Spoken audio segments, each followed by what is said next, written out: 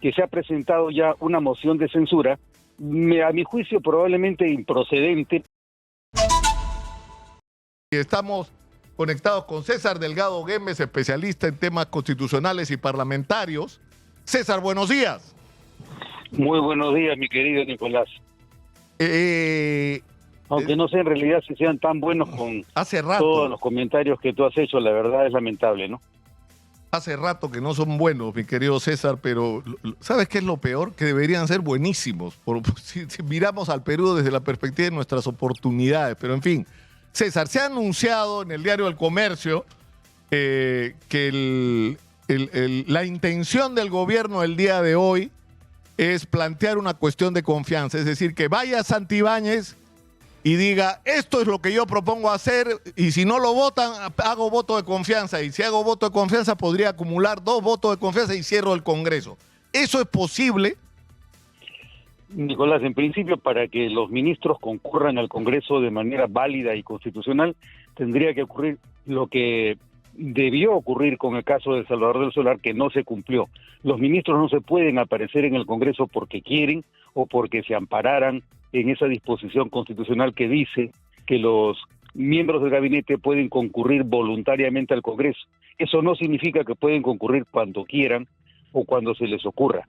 Ese tipo de interpretación de la Constitución no coincide con nuestro régimen político, porque si tú concurres al Congreso es porque el Congreso te va a escuchar y no porque tú te metes a la fuerza al Congreso. Entonces, el primer requisito para que el señor Santibáñez pueda concurrir es que cuente con la invitación o con la aquiescencia del Congreso para recibirlo. Pero eso ya se aprobó, César. Es decir, mañana se va a votar la censura. Santibáñez pidió que lo inviten y en la Junta de Portavoces se decidió que sí, y el Congreso lo invitó y va a haber un pleno para escuchar a Santibáñez hoy. Y en ese pleno se dice que él va a proponer la cuestión de confianza. Entonces es perfectamente posible que la pueda presentar si es que ya existe una invitación, porque los requisitos para presentar una moción de censura son o que haya sido interpelado, que haya sido invitado, que concurra voluntariamente o que habiendo sido invitado o interpelado sea renuente a concurrir. Entonces ese requisito ha sido cumplido. El siguiente requisito es que presente una cuestión de confianza sobre una materia que sea propia de su competencia y que no incurra en alguna de las prohibiciones que indica el artículo 86 del reglamento del Congreso, que consiste en que esas cuestiones de confianza no pueden versar sobre una reforma constitucional o sobre una competencia exclusiva y excluyente del Congreso, ni que la cuestión de confianza se presente condicionada a un término o plazo como condición para que el Congreso se pronuncie. Si es que se cumplen estos requisitos, la cuestión de confianza que presente el ministro Santibáñez tendrá que ser sobre un asunto en materia de su propia competencia. Si la va a presentar sobre el plan que tiene para controlar la inseguridad ciudadana, eso sería perfectamente válido. Ahora, más allá de estos requisitos, ahí el problema que tenemos es que se ha presentado ya una moción de censura, a mi juicio probablemente improcedente, porque para que se presente una moción de censura previamente, antes de la presentación de la moción, tendría que haberse producido cualquiera de esos requisitos, es decir, la interpelación, la invitación, la concurrencia voluntaria o la renuencia. Entonces, ahí no se había cumplido. No, pero el argumento de todas las mociones de censura es que la interpelación ya ocurrió. Es decir, pero hace 6 meses. Hubo una interpelación, el ministro fue escuchado, no procedió en ese momento la cuestión de censura, pero la conclusión hoy es que sí procede. Tú dices que no. No, es que tú no puedes avalar una moción de censura a partir de un hecho que haya ocurrido hace 6 meses. O sea, tú interpelas al ministro y como consecuencia de la interpelación sobre un hecho que motiva una posible censura o una moción de aplauso, lo que fuese, pero tiene que haber inmediatez, proximidad, no cuando se trata de una interpelación que ha ocurrido hace 6 meses. Si ocurrió hace 6 meses, ¿por qué no se lo censuró de inmediato?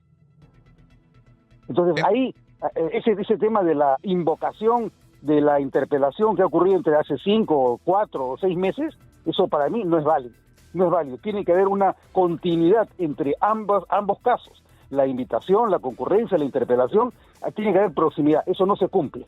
Pero más allá de eso, lo que te decía Nicolás, es que ahora estamos ante dos procedimientos distintos. El procedimiento de censura, para aprobar la cual se requiere una mayoría absoluta de 66 votos, y un procedimiento que tiene que ver con la cuestión de confianza, cuya iniciativa es exclusiva del gabinete o de un ministro. Entonces, tenemos dos procedimientos donde se va a medir la relación de confianza que existe entre el Parlamento y el gobierno. El gobierno. La pregunta, entonces, pero la cuestión es de confianza, sin embargo, puede aprobarse con una mayoría simple. Entonces es más fácil que tú apruebes una cuestión de confianza por mayoría simple a que tú apruebes una moción de censura con la mayoría absoluta. Son dos posiciones que se van a encontrar y probablemente como consecuencia de la moción de confianza, si es que es la primera que se consulta antes de la moción de censura, eso invalidaría el trámite de la moción de censura, porque ya el Congreso le otorgó confianza. Ahora, ese es el tema que estamos ante que nos encontramos. Pero digamos, si el Congreso no le diera su confianza, es decir, si no, porque él qué va a decir, o me aprueban todo este paquete o hago cuestión de confianza, y el Congreso le dice, no vamos a aprobar su paquete, señor, vamos a evaluarlo, pero no aceptamos su pedido, entonces no se le ha dado la confianza. Si no se le da la confianza, ¿quién renuncia? ¿Solo el ministro del Interior o tendría que irse todo el gabinete? No, solamente el ministro que presenta la cuestión de confianza. Es decir, eso podría pasar hoy. Pide cuestión de confianza, no se la dan y se tiene que ir. Mira, ahí hay varias alternativas como tú las has sugerido. Una, que primero expuesto el tema y planteada la cuestión de confianza, no bien se vaya el ministro, se debate el tema y se vota ese mismo día. Eso puede ocurrir. También puede ocurrir que sea en la siguiente sesión.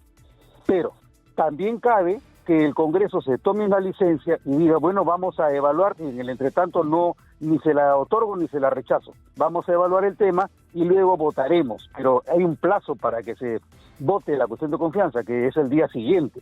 Entonces, efectivamente cabría que quede en suspenso por un tiempo, pero no puede ser un tiempo ilimitado, vencido el cual el Congreso tendrá que votar. La votación no puede tener un carácter indefinido ni indeterminado. Tiene que ser clara, o le doy o no le doy la confianza, punto, ahí queda. Y una vez que se decide ese tema, ya carecería de sentido votar o debatir la cuestión de la moción de censura, porque es sobre el mismo ministro y sobre las mismas causales. Claro, porque hay la conclusión de la cuestión de confianza es, si se la dan, ya no tiene sentido la censura, ¿no es cierto? Porque ya le dieron la confianza.